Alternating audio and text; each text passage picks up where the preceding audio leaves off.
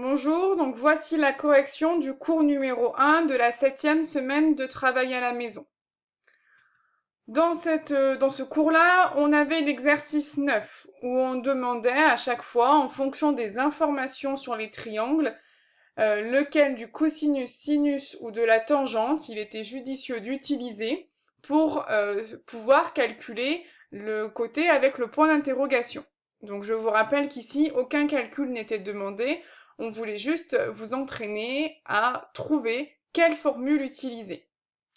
Pour cela, on va utiliser du coup la fameuse phrase « casse-au-toi » pour savoir à chaque fois si c'est le cosinus, le sinus ou la tangente. Dans le premier triangle, on a une information sur son angle, enfin sur l'angle, pardon, qui mesure 61 degrés, et on a également une information sur le côté opposé à l'angle. On cherche le côté adjacent à l'angle. Donc opposé et adjacent, ici, ça va être la tangente. Donc on connaît le côté opposé à l'angle et on cherche le côté adjacent à l'angle, c'est donc la tangente qu'il faut utiliser. Pour le 2, l'angle je connais donc sa mesure et je connais également la mesure de l'hypoténuse. Et je cherche le côté qui est opposé à l'angle.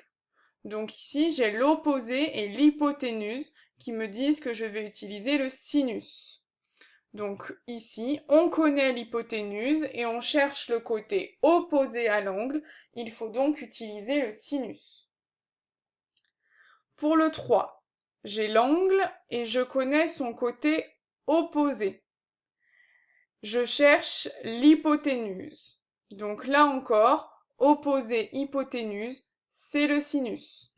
On connaît le côté opposé à l'angle et on cherche l'hypoténuse. Il faut donc utiliser le sinus.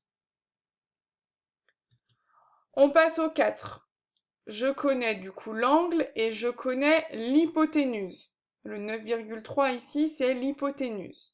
Je cherche le côté adjacent à l'angle. Donc adjacent et hypoténuse, c'est le cosinus. On connaît l'hypoténuse et on cherche le côté adjacent à l'angle, c'est donc le cosinus qu'il faut utiliser. Pour le 5, on connaît l'angle et on connaît également l'hypoténuse. On cherche le côté opposé à l'angle. Donc opposé à l'angle hypoténuse, c'est le sinus. On connaît l'hypoténuse et on cherche le côté opposé à l'angle. Il faut donc utiliser le sinus de l'angle. Et enfin, pour le dernier, l'angle, je connais son côté adjacent et je cherche l'hypoténuse. Donc adjacent, hypoténuse, ce sera le cosinus. On connaît le côté adjacent à l'angle et on cherche l'hypoténuse. Il faut donc utiliser le cosinus de l'angle. Donc voilà, grâce à cet exercice, on s'est entraîné et on sait maintenant dans quel cas de figure utiliser quelle formule. On passe maintenant à l'exercice 10 pour vraiment les appliquer et faire des calculs. Dans l'exercice 10, il fallait utiliser les données de cette figure pour déterminer une valeur approchée au dixième près de la longueur AC. Autrement dit, calculer AC, et après on verra qu'on arrondira au dixième près. Donc ici, je cherche le côté AC, qui est le côté qu'on appelle l'hypoténuse. J'ai également comme information le côté opposé à l'angle, puisque ici, BC, c'est le côté opposé à l'angle A. Donc opposé hypoténuse, OH, c'est le sinus pour casse-au-toi, SOH. Ici, j'utilise le sinus et je vais donc écrire la formule du sinus. Le sinus de l'angle BAC, c'est le côté BC sur le côté AC.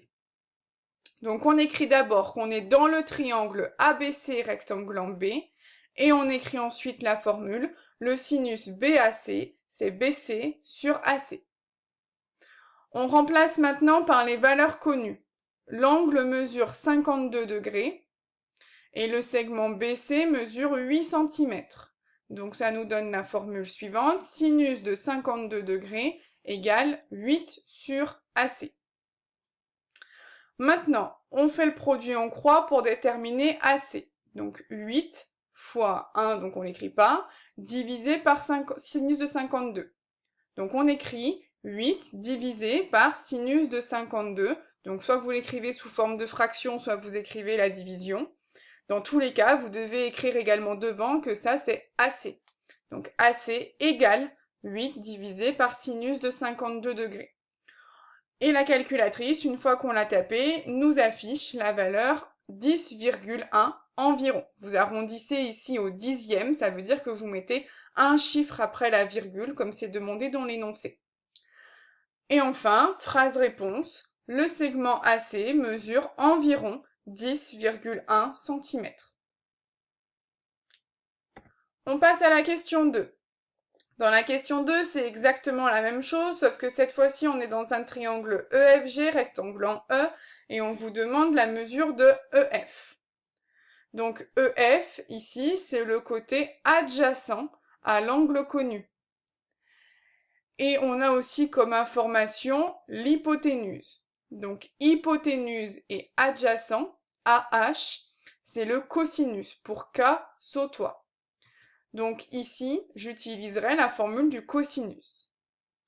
J'écris d'abord que je suis dans un triangle rectangle EFG, rectangle en E, pour avoir ensuite le droit d'écrire ma formule du cosinus. Donc le cosinus de l'angle EFG, je vais écrire que c'est l'adjacent EF sur l'hypoténuse FG. Cosinus de GFE égale EF sur FG. Maintenant que j'ai écrit ma formule, je remplace par les valeurs connues. L'angle, je le connais, il mesure 59 degrés. Et le segment FG, je le connais également, il mesure 75 cm. Ce qui nous donne que le cosinus de 59 degrés est égal à EF divisé par 7,5. Je continue du coup mon calcul pour trouver EF, et pour cela, du coup, j'applique le produit en croix. Donc pour le trouver, EF, c'est 7,5 fois cosinus de 59 degrés, et divisé par 1 que je ne vais pas écrire. Donc j'écris EF égale 7,5 fois le cosinus de 59 degrés. Après l'avoir tapé à ma calculatrice, j'arrondis à un chiffre après la virgule, puisqu'on me demandait de donner une valeur approchée au dixième près. Ça me donne environ 3,9. Je peux donc écrire maintenant la phrase réponse. Le segment EF mesure environ 3,9 cm. On passe maintenant à la dernière partie de la question, la dernière partie de l'exercice. Encore la même chose, sauf que cette fois-ci, on avait un triangle KLM et on nous demandait la longueur LM. Donc, je regarde ici, je connais cet angle-là et je connais également le côté adjacent à l'angle. Je cherche LM et LM, c'est le côté opposé à l'angle. Donc, opposé adjacent, dans la phrase caso TOA, ça va être TOA, la tangente. Je vais donc utiliser la formule de la tangente. J'écris d'abord que je suis dans un triangle LMK qui est rectangle en M, pour avoir ensuite le droit d'écrire ma formule trigonométrique. Donc la formule ici de la tangente, donc la tangente, ça va être opposé sur adjacent, LM sur MK. Donc la tangente de LKM, c'est LM sur KM. Je remplace par les valeurs connues.